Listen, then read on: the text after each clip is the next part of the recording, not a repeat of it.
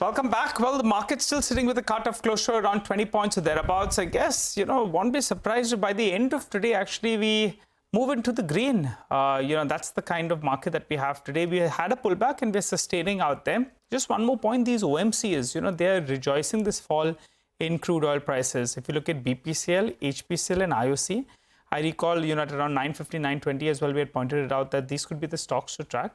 All of them are at the high point of the day. Even I think Interglobe has moved up.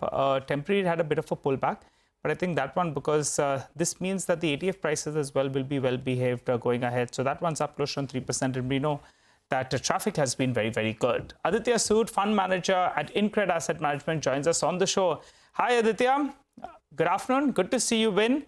A far better day to join in, Aditya. The markets have been bruised and battered actually in the last few trading sessions. The mood has been very, very somber. Tell us, how are you all approaching markets? Are you all buying, sitting on cash? Do you think the time has come now? I think so. It is a bit of combination of both. One is that, since March of 2023, when markets went relentlessly up for 16 to 18 months every month, who would have thought that we can have, 5 months of Nifty going down, every month on month. Normally in a bull market, you have an element of markets rallying, once, you have seen bit of oversold territory, but this time around, obviously, the fall has been relentless. Obviously, the framework that we have been using is that, every bull market has a element of correction that comes through. Bull market corrections are very, very sharp, treacherous. I think so. It is about time wherein investors start to think more about return and less about risk. Possibly, risk has already played out in the portfolio in the sense that, many stocks are down, 30-40%. Another thing that we are very anchored towards today in this environment is that, you had 4 years of 25% plus earnings growth getting delivered in the market. And obviously you had certain sectors which delivered, earnings growth in excess of, 30-40% also. That obviously created excesses in the market. And we are in an earnings reset environment now. So I do believe that coming 2-3 years are going to be very, very different than what we have seen, post COVID, in terms of earnings growth environment. We are watching out for companies in this environment wherein multiples and earnings both have been cut, and whether promoters and insiders start to buy. I think so. This is a very, very interesting combination to look out for, and obviously that would mean that you could have asymmetric return opportunities as we move forward. Over next 6 to 12 months. Aditya, you said it's going to be very different next 2 to 3 years. It's going to be very difficult or different? I think so. Different and difficult both, in the sense that once you have this environment. So if you look at the earnings growth trajectory broadly, last 10 years, we have compounded at 12% CAGR, which is nothing but the nominal GDP growth rate in the country.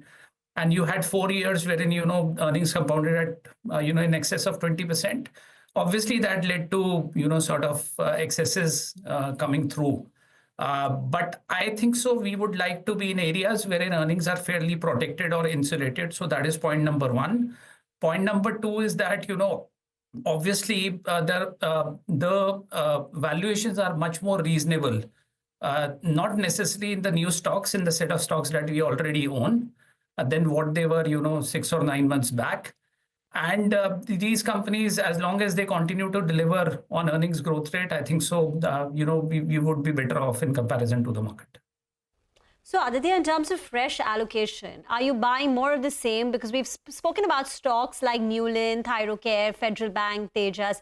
These have been some of your bets in the past, which we've discussed. So are you buying these, topping up these, or are there any new ideas, any fresh purchases, the first time investing in any stocks? And tell us about them. Yeah, so essentially it is a two-pronged approach. One is that we are looking at areas wherein there have been, combination of earnings getting brutally cut. Obviously, MFI is a sector, wherein earnings and multiples both have been cut. And, now they are most of the, sort of MFI companies are trading at closer to the low that they made during the COVID time. So that is one example. We find value there, not necessarily that we would, go down the ladder.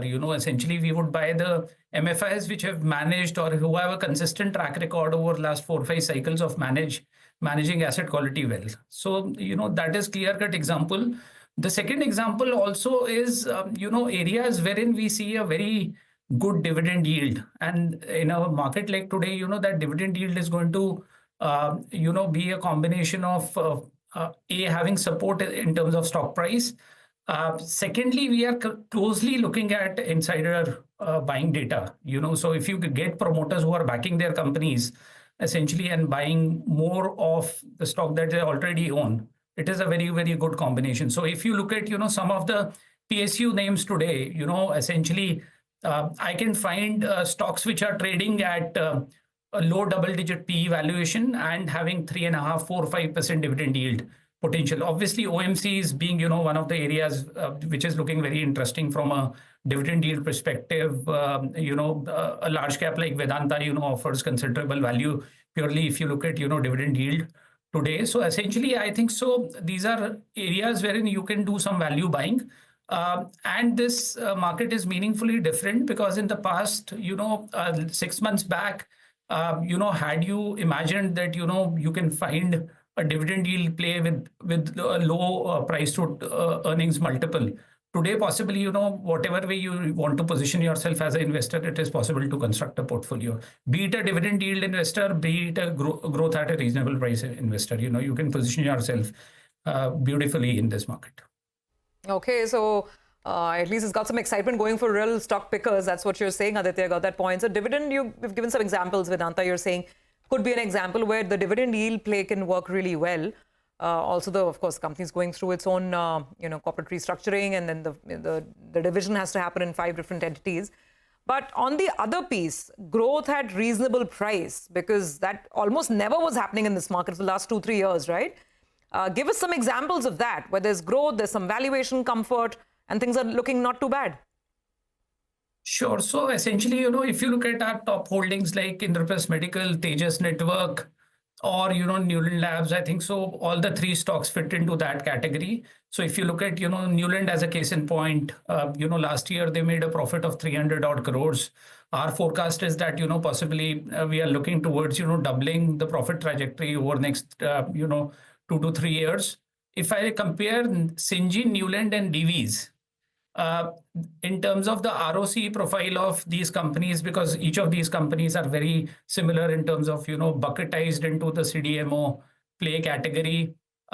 If I look at the PE ratio, both on forward and trailing basis, I think so Newland is the cheapest of the lot, possibly the highest return on invested capital. And if I look at the EBITDA margin profile also, possibly, it is very, very attractive.